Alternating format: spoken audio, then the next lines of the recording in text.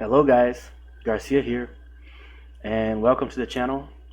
I've always wanted to have an outlet to speak about horror movies and stuff.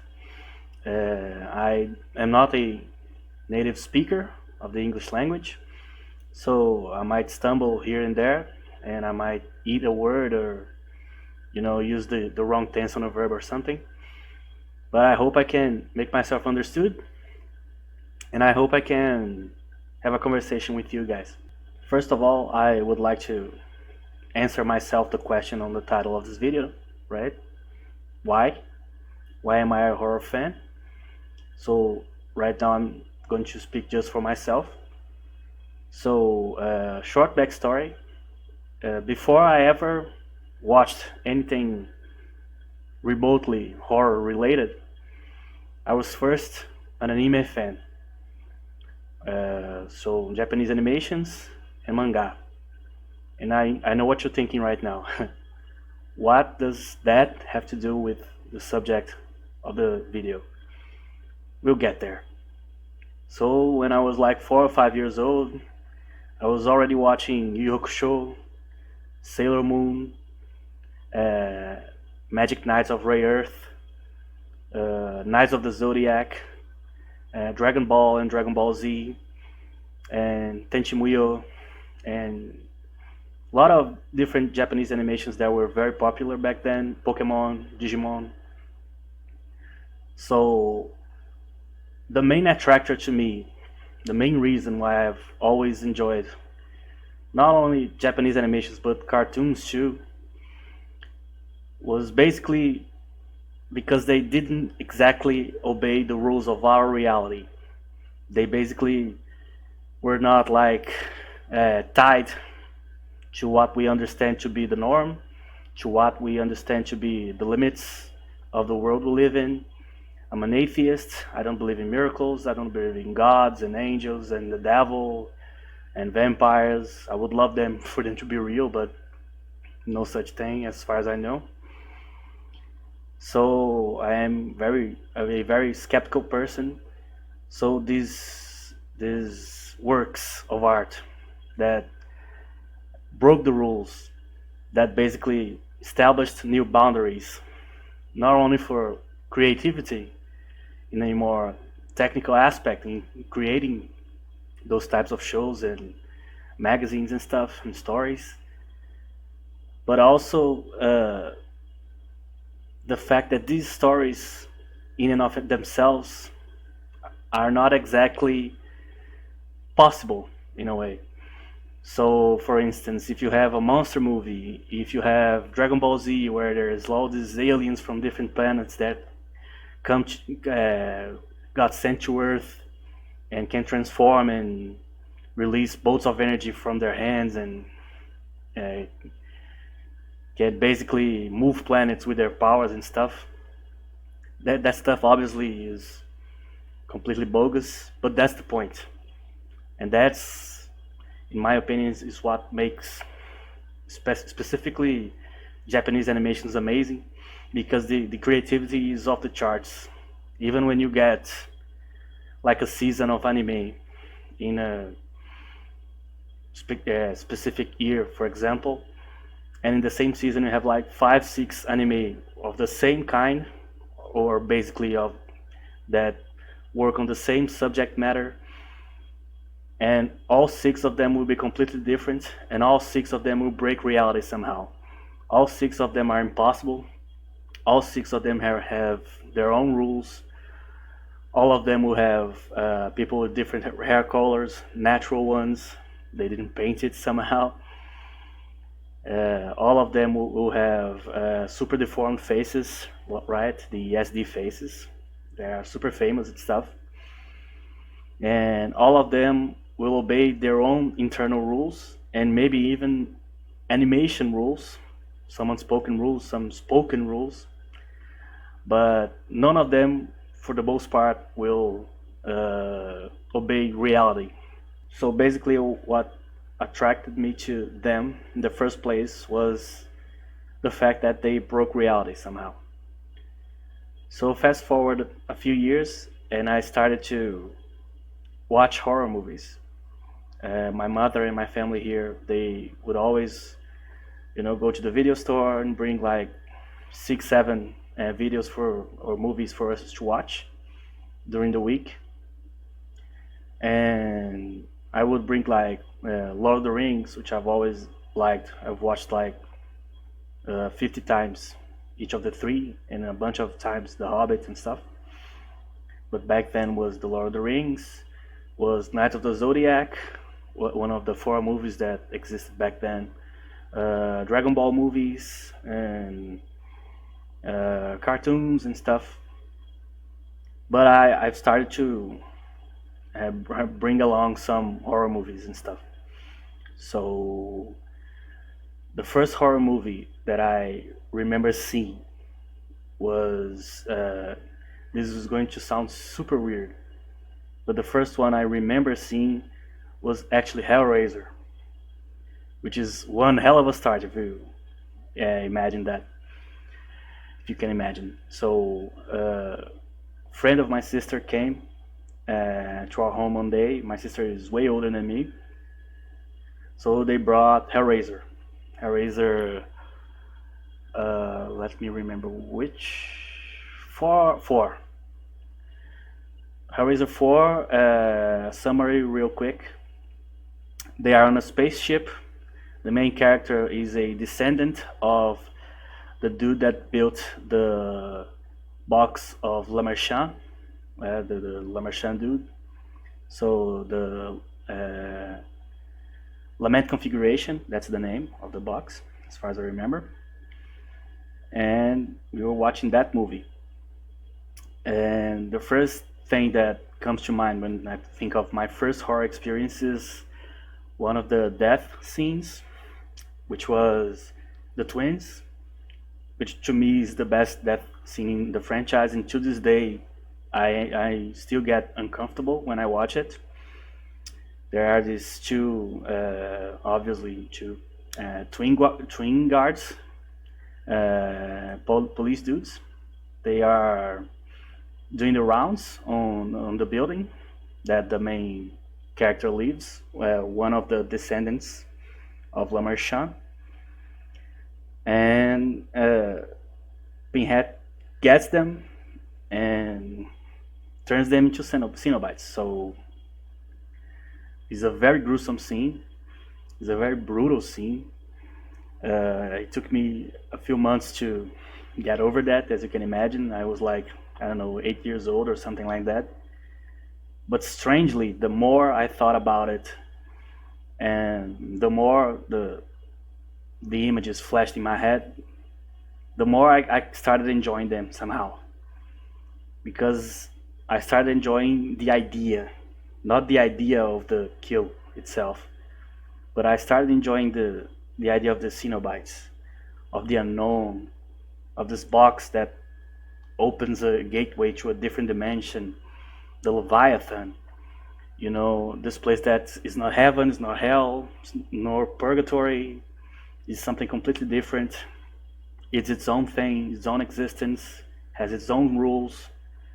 Here comes the rules again. So has these creatures that you don't know if they are sad, if they are happy, if they are satisfied, if they are feeling pain, if pain is good, if pain is bad. You don't completely understand them. So a lot of the concepts that were presented in that particular movie and in the franchise as a whole, a lot of them are either open to interpretation, alluded to somehow, or it's kind of a 50-50. Maybe it's this, maybe it's that. And a lot of them never are explained. Or if they are, there are a lot of gaps in the story, a lot of gaps in the genesis of the characters. The movie talks about three Le Marchands, so three descendants. Like the first one in the 90s, and another one in I don't even remember how many centuries in the future, but in a technological future, which is the main character of the movie. So there was so much unknown things. There was so much space for creativity, not only from the makers of the movie or Clive Barker, the creator, or the director, or it was also the creativity in your own brain. What did your own brain would be able to conclude if you mixed all those informations together, if you cross-reference them in your brain with your memories, with your life, with the things you know, with the things you like, what would be the result? Obviously, I am going kind of deep right now, but that's not what I thought when I was 8 years old. I just thought it was cool. I didn't understand why. I thought it was cool. I don't know if it was the black leather, which now I know it was kind of a BDSM kind of thing, kind of pleasure, kind of pain. But back then, obviously, I didn't know what the hell that was. So that was the first movie experience and first horror experience that I remember vividly, and the first one that got me curious, that got me confused because I was trying to understand why I was so scared, but at the same time enjoyed it. Not just the feeling of being scared, but the feeling of the unknown, the feeling of don't understanding why or who they are or what they want. And horror for me is kind of like Hellraiser. It's kind of like the concept is kind of the same, which is basically pain and pleasure. So in horror, you get scared, you get annoyed, uh, you suffer for the characters, you suffer with the characters, and sometimes you just want the characters to die if they are dumb or something. But at the same time that you get scared and you feel pain, you also get curious, you also get interested, you also find it amazing, you also see the breaking reality that they have. So that was the main attractor for me initially to horror. But the first real scare that I've ever had, and I knew of The Exorcist, the movie, but I didn't really watched it until like when I was like 13, 14 years old. But the first real scare, the first real, let's say, trauma that I had was House on Haunted Hill, which is a 1999, I think, might be wrong, movie that was made by Dark Castle Entertainment, which was, it still is. I think Dark Castle still exists, but it's not what it was in the end of the 90s when it was created. Was the idea of this company was to remake the movies from the director William Castle from the 50s and 60s, which was a very niche, very cult type director that always had some kind of crazy idea to put in his horror movies. He did several classic horror movies and stuff, and one of them was House on Haunted Hill, which you maybe could say was his best one. So they started the Dark Castle Entertainment Company, so they would recreate these movies. So the House on Haunted Hill was a remake of the movie of the 50s. I think it's the end of the 50s, beginning of the 60s at worst or at best. So I was watching that movie. That movie I got from start to finish. And that movie to this day is uncomfortable to me. That movie is kind of terrifying as hell. To this day, I still think is one of the scariest horror movies ever made. So I'm going to try to explain as best as possible the way I understood the film at the time and why I was so scared of it. So the movie starts with naturally the opening credits, and the opening credits have like this organ music, very horror-like, but not in like a goofy way, like in a Dracula type of way, but a more modern and somber version. It's and the credits are very scary. The way they are, the design of the letters and Some of the graphics and stuff that show up on screen are very uncomfortable and scary. So the movie is about basically a sanatorium or a place where they just keep the crazy folks in the beginning of the century. I think it's like 1930s, 1940s, or something like that. And it's like a huge tall building. And there's this doctor, Dr. Vennecut, and he is kind of a crazy psycho, for a lack of a better term. And he does experimentations, physical experimentations in these crazy people that are unfortunately stuck there. But most of them are pretty dangerous too. So there's this scene in the beginning of the movie where Dr. Vennecut is performing one of his experimentations on live subjects, no anesthesia, of course. And that for a kid watching is a fucking brutal scene. You don't even know what to make of it.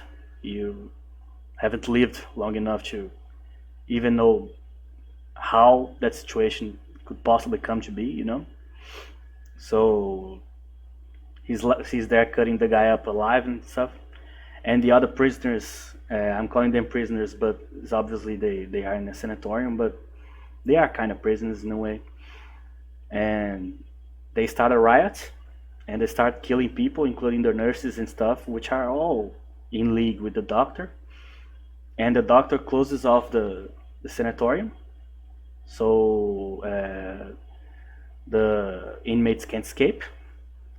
And then a fire starts and basically kills everybody. So that's the story of the building. And then fast forward like a few decades later, a couple that has uh, like huge relationship issues decide to make the the birthday party of the wife in the building, in the sanatorium. So I think it's like Geoffrey Rush and Funky Johnson, the what's her name, the X-Men lady. I forgot the name of the character. Jean Grey. There you go. The X-Men lady, Jean Grey, and Geoffrey Rush are the main couple. Not the main couple. The couple that has the party, and they organize this party.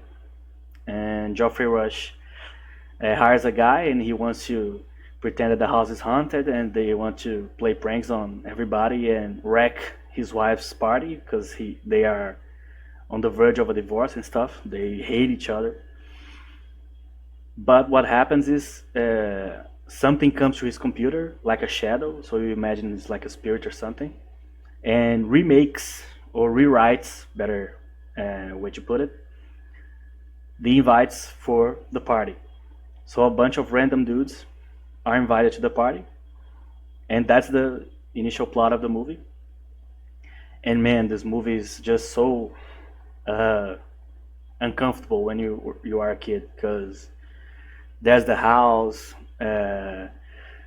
One of the great triumphs of Dark Castle Entertainment, at least in their like four first movies, were the sets. The set design is absolutely amazing. You really feel like they are stuck in this house, which is obviously a big building, sanatorium. When they go to the basement, the aging process of the walls, of the floor, of the wheelchairs and stuff that got abandoned there when the building burned down and stuff. It's absolutely fantastic. The climate, the environment that is created is very oppressive. It's very even if you're like an atheist like I am, you would not want to be stuck in a place like that. Especially when you have a couple psycho couple that's fighting. You don't know who is on the side of who is in league with who. You know. So there's that too, and there's the spirit in the house and stuff. And that movie for a kid is very terrifying. And that movie was the first one that gave me the like a trauma, like a a traumatic experience.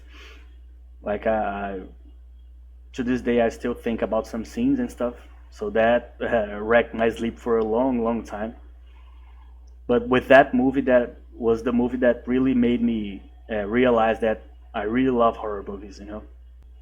It made me realize that the the creativity, the rule breaking, the reality bending, that's a nice phrase for it, is something that I will always enjoy in any story, in any context. Not only because reality sucks, let's be honest about that, but because the moment you establish that a certain story or a certain context for a story is spectacular, is not exactly real, is not going to follow the boundaries of our current understanding of reality, because our understanding of reality changes, right? Reality is a construct, it's not a factual thing, right? So the moment that happens, that break happens in any story or in any context of storytelling, it always interests me. And I noticed that the thing that I like the most about horror has absolutely nothing to do with the fact that it's scary or it wrecks your sleep sometimes or traumatizes you sometimes or upsets you or something like that. It's not like the masochistic side of it. I know a lot of people enjoy this type of thing. That's why people uh, jump off airplanes and stuff. But for me, it was always this interesting reality break, this movement to, first of all, let's break the boundaries. Second of all, now we are going to build a story. So you already the start point is already at the end point of reality. That's the part of horror that I enjoy the most. So I became in fact, a horror fan back then. So in our timeline here, we are like when I was 12 or 13 years old. I am 31 now, so almost 20 years. Yeah, we are almost 20 years now, and so long time ago. And another story that I want to tell is with Event Horizon, which, man, Event Horizon, of all the movies that I've seen when I before I was an adult or in my teen years, the one that traumatized me the most, and the one that to this day I still think about, is always Event Horizon. And Event Horizon is a very basic plot. Uh, it's a futuristic plot. Uh, there's this ship in the future in space. The ship was designed to open a wormhole, so it could cross colossal distances without needing to have a faster than light motor or something. So they could use the wormhole and simply blink from one point of space to another. So it's very basic scientific concept. Everybody knows about that and stuff. But that was back in the 90s, right? And uh, they designed the ship. The ship gets lost, vanishes for, I don't know if months or years, and then reappears. And Sam Neill, which is the main character, uh, he and a whole ensemble of characters, of great actors. Actually, it was a great cast for that movie. They are the crew that are going after the ship to find out where the hell the ship was all this time, right? So it vanished through the wormhole. It showed back up. Uh, no communications, no nothing. So they don't know if there's anyone there, if the ship is still intact. They just know that they received the signal that the ship still exists and return to existence in a way. So they go to the ship. And man, first of all, this movie has very serious uh, Lovecraftian undertones, uh, the unknown. Where did they go? They came back from where? How many times? How many times? How long did they stay there and stuff? And also, there's a kind of a Hellraiser vibe here. I know Hellraiser is coming up a lot, but Hellraiser is probably my favorite horror franchise, so bear with me a little bit. So there's this idea of the odd dimension that's kind of painful and pleasurable at the same time. At the same time, there's uh, a certain different reality, certain different set of rules in this dimension, and they come back and stuff. So it's a very very terrifying movie. Has one of the most terrifying sequences ever in the history of horror movies in it, which is the sequence where the crew that goes to rescue the ship finds the log of the former captain of the ship, of what happened to them when they went to the other dimension. And man, that's some brutal imagery right there. That stuff of nightmares there. And as far as I know, that's the censored version that we got. The actual real version had way longer scenes and more brutal scenes, and they had to take it out of the movie because of how brutal they were. And I don't even know if we'll ever get like a director's cut or something. But so that's it. That was another very terrifying one that I always remember. And the last one that I wanted to talk about in my teen years is The Exorcist, which is a movie that I have a weird history with. Which, because I became a horror fan so early in my life, I was absolutely terrified of this movie. By proxy, I knew the face of the girl. I knew that was a possession movie. I was religious at the time. I went to church and stuff. I only became an atheist like when I was 17, 18 years old. So it made the movie obviously extra scary. So I was always afraid of the movie. I didn't want to come near it and stuff.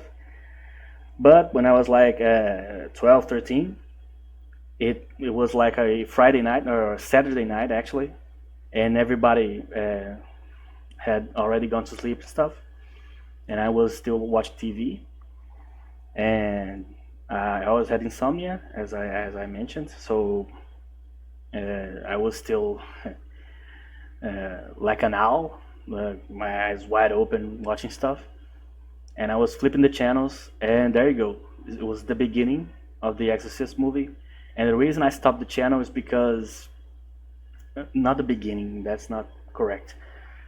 The moment I stopped flipping channels was when I saw the girl, Reagan, right? She's called, but she was not possessed yet, or rather, she was, but she wasn't in the let's put it this way, the scary state. She was doing the medical exams when stuff starts getting weird, right? Just hit the mic here. And she starts showing the symptoms. And her mother, Ellen Burstyn, right, the actress, great actress by the way, she takes her to the hospital, and they do the whole battery of exams, the entire examination that they had at the time, which was as scary as anything in that movie. Though those machines and stuff were very scary back in the day. Not that they are not now, but back then even the machines were terrifying. And she does all the exams, and they don't find anything wrong with her because technically there isn't anything wrong with her, really, physically. So I sat. Lights were out. I didn't turn them on, and this was like 11:30 p.m. So the movie is like 3 hours longer or something like that. So I was up until like 1:30 to 2 a.m. watching the movie, and yeah, it's scary. Um, and yes, initially I kind of regretted watching it because my brain wasn't ready for all that. So again, lost a few nights of sleep and stuff. but it wasn't as bad as I thought it would be. You know, it was kind of pleasurable for very few reasons. First of all, The Exorcist is actually a great movie. It's technically a great movie. It's well shot, it's well produced, it's well directed, it's very well acted. It's not goofy at all. It's made as seriously as possible, as seriously as you can speak of the topic. Uh, that's how they made it. They the actor that plays the priest, the younger one, which is the one that dies in the end, Father Karras, I think was his name, and he did a great job in the movie. And the conflicted priest, you know, and it's a movie with many layers. It's not just a horror movie. That's why it's considered such a huge classic, is because it's a very deep and thought-provoking movie about a subject that now we understand as being goofy and being silly because it has been made poorly so many times. Is alongside sharks, the second theme that's most used by half-ass directors and half-ass movie companies to make cheap horror movies and stuff. So it cheapens the whole concept a lot. But that movie really truly works because of how serious it is, how not goofy it is, and how the subject matter is treated like a fact, a reality. There are possessions. This girl is possessed. We need help. We need these priests. These priests are human. They fail. They have their positives and their negatives. They are not perfect. They are not heroes. They are just dudes that are thrown in this possession thing. The mother is breaking down. The family is breaking apart and stuff. So there are consequences and stuff. So it's a very interesting movie, and also it's a movie that has a very unique conclusion, which is the exorcism. The exorcism works, but not really. So the demon jumps from the girl to the father, to one of the priests, and the dude decides to kill himself to, I don't know, expunge the demon from reality or something. So it kind of gets kind of ambiguous in this way, but it's a very interesting ending because it does not end well. It solves the conflict, but it doesn't solve the conflict completely. There's consequences. People die and stuff. So even on the conclusion, the movie is serious. Even it's not just the girl comes back and that's it.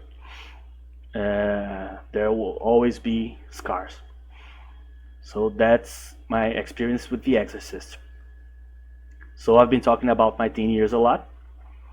So by that point, I'm already a horror fan. I'm already stopping when I'm flipping the channels to watch any horror movie.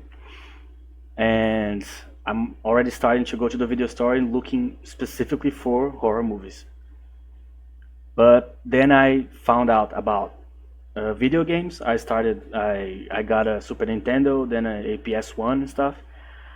I got a PC, so I didn't have I had a computer until that point. So I started watching Japanese animation on the PC, not only on TV. Now I am downloading stuff from the internet and stuff, like Naruto and stuff. And I also started playing tabletop RPG games, so D&D and Vampire the Masquerade and Werewolf the Apocalypse and stuff. So I kind of shifted from horror movies a little bit. I kind of got away from it, and it took me many years to start on this road again. But this time it would be in the road that I am now. So I went to the university. I went to study social communications, journalism. I don't know what would be the comparison for you guys that speak English language. So I don't know what would be the course in the States or in Australia or in England. but for me it was social communications. So I moved to the capital of my state and started going to the university. And I was living in a very small room, not a whole lot of space, just enough space for my RPG magazines and my manga collection and my PS2 and stuff. And I had space to bring my computer. So, alongside watching Japanese animation, which I always did a lot, and my first hobby in life, and to this day I still watch, uh, I started remembering about the things I've enjoyed in my youth because I was starting to spend more time alone because new city was like 20 to 30 times bigger than my original city, so it was kind of uncomfortable. I used to walk to the commercial district of my own city in like 10 minutes. In the other city, I would need like a 20 minutes bus ride with luck to reach the first signs of a shopping malls and stuff. So it really was a cultural shock. So I was starting to turn to familiar things, let's put it that way. And I remembered, oh yeah, I've always enjoyed watching horror movies and stuff. So the first thing that I did was to download and watch all the classic horror franchises. So I started with Hellraiser, which, as I said, is my favorite one. Then I watched the Texas Chainsaw Massacre. Uh, there are a lot of bad ones in this one, but I love Leatherface and stuff. And what else? The Puppet Master franchise, which is goofy as hell, but I enjoy horror comedies too. I have no problem with them. The Scream franchise, and a bunch of other ones. Like I made a huge collection that I have to this day. So I have a lot of horror franchises from that day or that period of time. So it was in my university days that I really came back to horror and finally understood the place it had in my life. Really, it's a great outlet. It's a great, like as I said, reality breaker. It's a great way of turning off your brain, and diving into this completely sick worlds and existences and concepts and stuff. And so basically, that's where I am. Uh, so now that I kind of went through my journey with horror and mostly horror movies that were horror games, like the Resident Evil series that I played when I was young, and Fatal Frame, which was a very scary game back in the day, and also books and stuff that I'm going to talk in later installments of this. And I would like to focus this final part here on my favorite genres, some of my favorite movies and favorite horror things, let's put it like that, and where I'm going with the channel and what I'm going to be talking about in next videos and the following videos. So first, let's talk about the genres. My favorite thing in horror, easily, like miles ahead of everything, I will always watch anything that is produced of this genre, even if it's like vaguely interesting, is Lovecraftian horror, which I'm going to use the term that folks use nowadays, which is cosmic horror, which there are creatures from space and stuff, but I use more the term Lovecraftian horror because to me the concept has more to do with time, the actual concept of time, and not space, not the outer space, and not necessarily space as a concept. So usually in these movies, what happens is the characters find out what it always was. They don't find out what it is.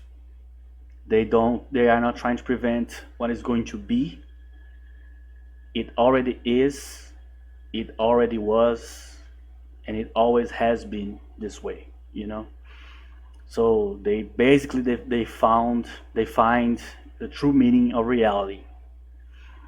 And I know that got a little deep, but that's the part I enjoy the most, is the complete break, the complete uh, reshuffle of the concept of reality and of the understanding of reality in a way by the characters and by the developments of the story, right?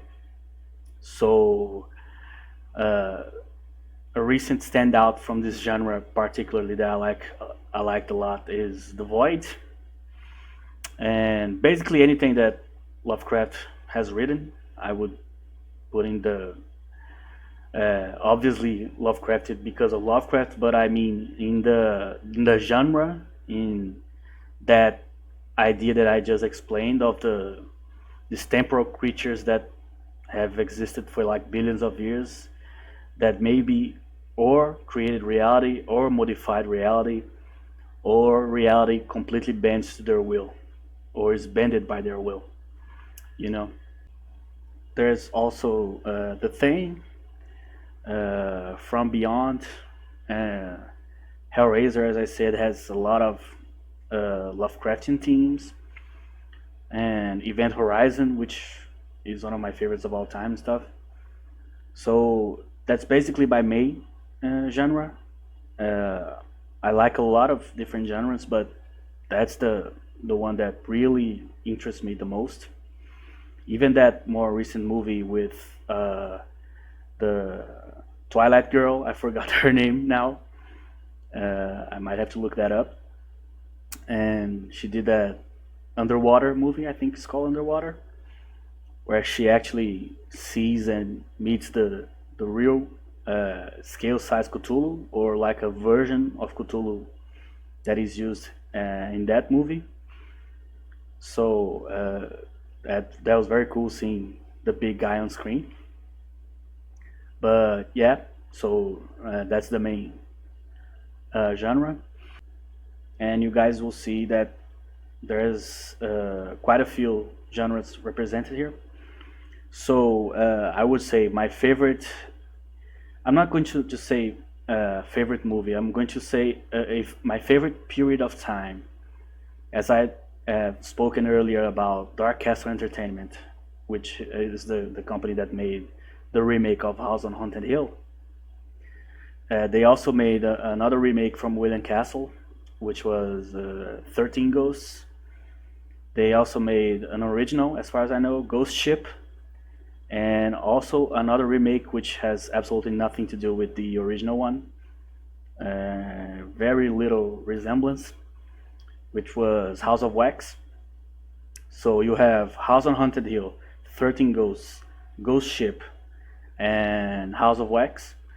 Those four movies, to me, kind of are the best that the genre has to offer in what relates to set design, in what relates to creativity, in what relates to passion projects. You know, they are very climactic. They really bring you in. You know, and so in Ghost Ship, there's this huge set pieces and stuff with uh, an aged ship, obviously.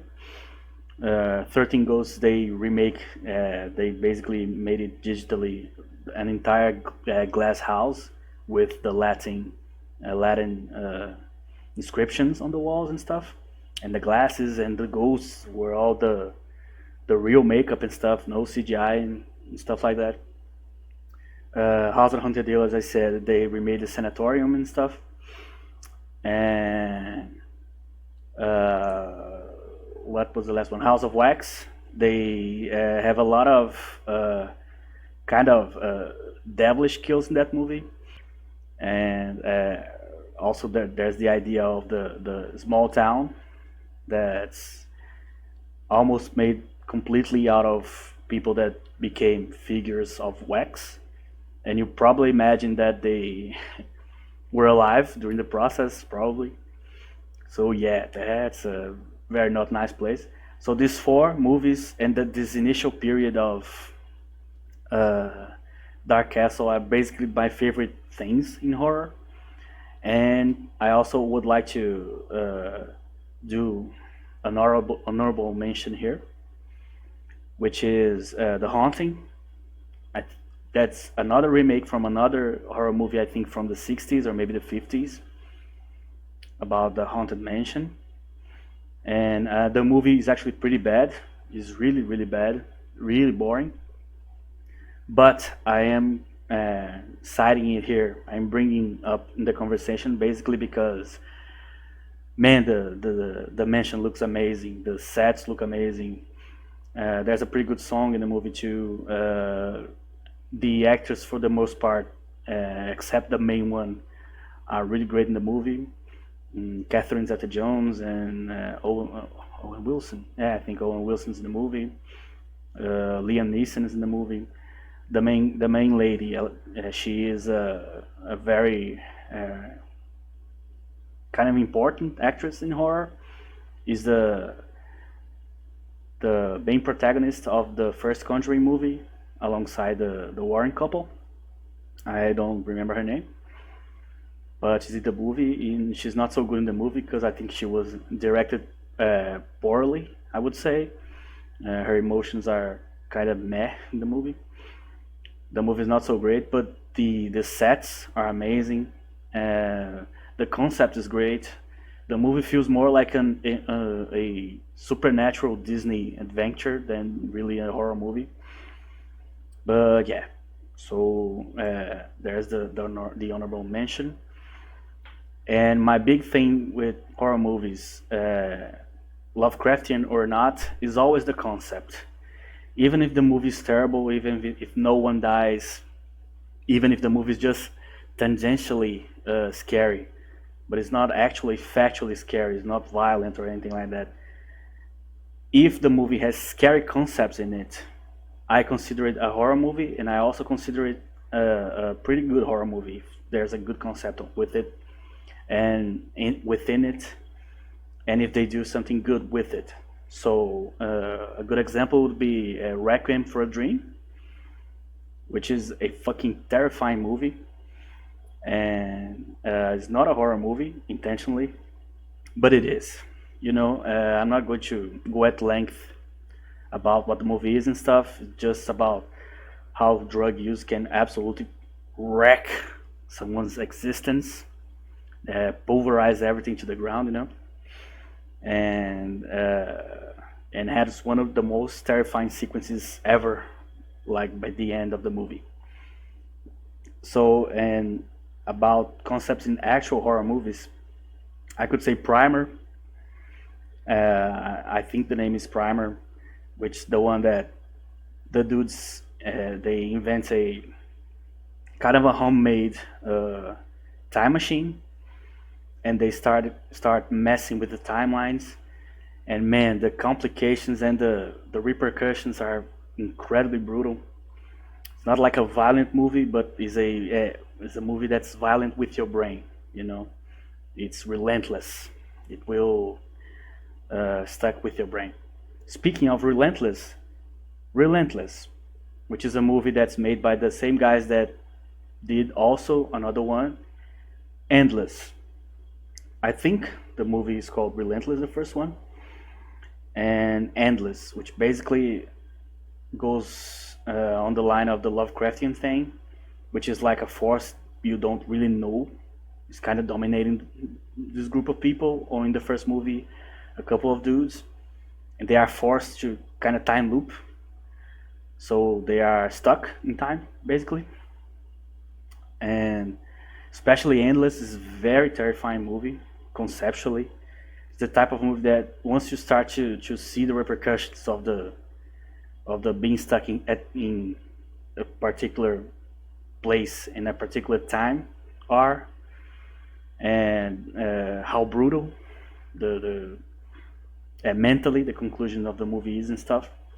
Man, that's a very well directed, very conceptually scary movie.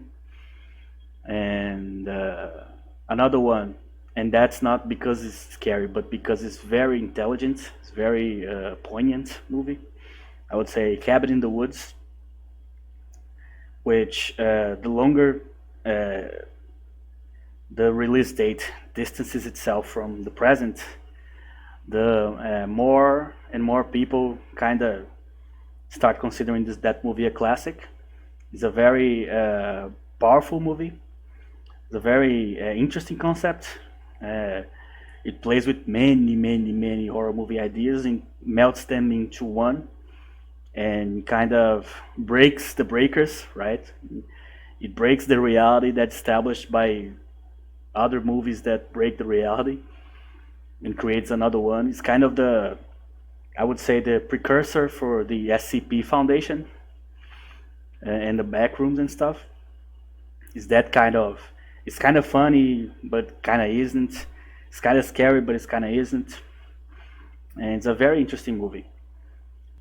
Another one that I needed to cite here because to me personally, in the last 10 to 15 years, to me is the actual scariest movie released. Uh, Scariest in a way that like it bothers you, depending on the person you are a lot. It bothered me a lot, that movie, which is Sinister, with Ethan Hawke. And man, that movie messes with your head. You know, the proposition is so what would be the word? Cruel. The movie is so cruel in a way. The way that the kids are corrupted. You know, it's a very scary concept. You know, not only remove the purity of childhood and of the kids and stuff and feed on them, but also force them to do those despicable killings and stuff. It's a very terrifying movie, and I would say to me the best horror movie of the last at least 10 to 12 years. It's no contest for me. The only one that comes close is Endless, but Endless is not scary. It's more like conceptually scary. Né? Sinister is factually scary and conceptually scary. Then you have, let's shift gears a little bit here. Let's go with What We Do in the Shadows, which is a vampiric horror comedy about a group of vampires that live. I don't remember in the movie if they live on Staten Island or they live somewhere else. But in the series, that's like in the fourth season, if I'm not mistaken, got renewed, so we have more. And I love the series, fantastic. And it's about this group of vampires that live in the present, together in like in like a frat house, like it would be in a university. All four of them, and basically a documentary crew goes there, and I don't remember if they asked permission to film a documentary or something like that. So cameras follow them around. This group of guys that have lived for hundreds of years, super goofy but super funny in the same way. And and the idea of the movie is this clash of this historical, mythical, horrifying creatures trying to live the life of the present. You know, like a bunch of just good buddies living in the house and stuff. And it's very obviously it's funny, but it's also very extremely creative. The type of thing that once in a blue moon is made and is published and stuff. So it's kind of a national treasure in a way. So another one that I would like to talk about before the end of the video would be the Conjuring franchise, which I would say of the horror franchises that or still exist or started in say the last decade or so. The Conjuring franchise is easily the most recognizable one of the newer ones, right? And it's up and down a lot, especially when it's not James Wan directing, right? he has a habit of starting franchises and handing them to someone else and go, film Aquaman or stuff. So good for him, but the franchise obviously suffers, right? So Conjuring, the first one, is absolutely a classic of horror, but I would consider the second one even better than the first one in many aspects. Another standout from the series, obviously, the Annabelle movies are also connected to the Conjuring movies. Basically, are stories that are connected to the Warrens, Lorraine Warren and the other dude. I forgot the name right now. Ed Warren. There you go. And the Annabelle Creation movie, I like it as much as Conjuring 2. But recently, The Curse of La Llorona and the most recent Conjuring were pretty bad. That one where the girls get stuck in the Warren's house and start freeing the unholy objects from the Warren's museum. It's cool, but it's not like incredibly scary. It was kind of more of a beta test of several different creatures to expand the franchise and stuff, right? But was not that great. But I would say overall, especially the three movies that I cited here, is a really strong horror franchise. And the last one, alongside the Conjuring franchise and the Hellraiser franchise, my third favorite horror franchise of all time, and this one might be controversial in a way, is Saw. So the Saw franchise. The problem with the Saw franchise being controversial in the context of what I'm saying right now is basically the fact that a lot of people consider the franchise basically torture porn, right? Basically watching people get killed or get murdered in like brutal ways and stuff. And obviously, it's undeniable that this is a heavy component of the franchise. The machines and the creative ways that the machines just tear people apart and stuff. But and also controversial because a lot of people don't consider that technically horror. It's more of an like agonizing experience, not really like scary, something that's tough to look at, but it's not necessarily that you're going to sleep and think about it. You're not going to see shadows at night, but I consider it scary for sure.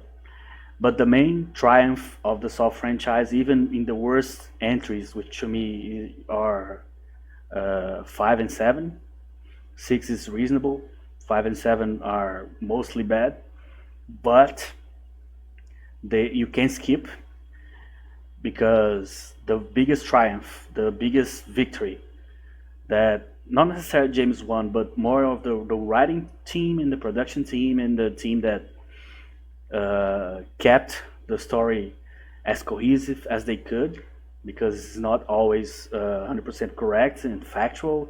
There are conflicting informations from movie to movie and retcons and stuff. But for the most part, the biggest triumph is the story, is the characters behind the killings, is Jigsaw, John Kramer, is the Costas Mandylor character, which I forgot, Detective Hoffman. There you go. I am remembering stuff as I go here. And Jigsaw's wife and the cops that keep trying to chase Jigsaw and catch him.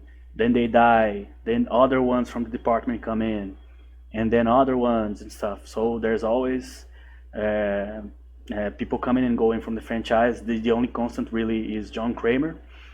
Even that, he always keeps showing up and stuff. And recently they are talking about doing kind of a more past-based movies. So basically, when John Kramer was even or younger, or different people taking the mantle, not necessarily of Jigsaw, but someone else that created this kind of machines and this kind of tests to try to change the life of people that survive them, you know. And so I'm kind of out of the loop of the conversations, but I remember reading that somewhere. So the main reason I like the Saw franchise is, of course, I like the traps, the machines, but I love the characters, especially Hoffman and Costas Mandylor, and also obviously Tobin Bell's character, John Kramer, is absolutely legendary. Dude is a walking institution, which is funny because if you remember, he is an old fellow, obviously, so it's kind of rare to someone to become an horror icon this late in life. There's a few, but not a whole lot. But basically, that's it.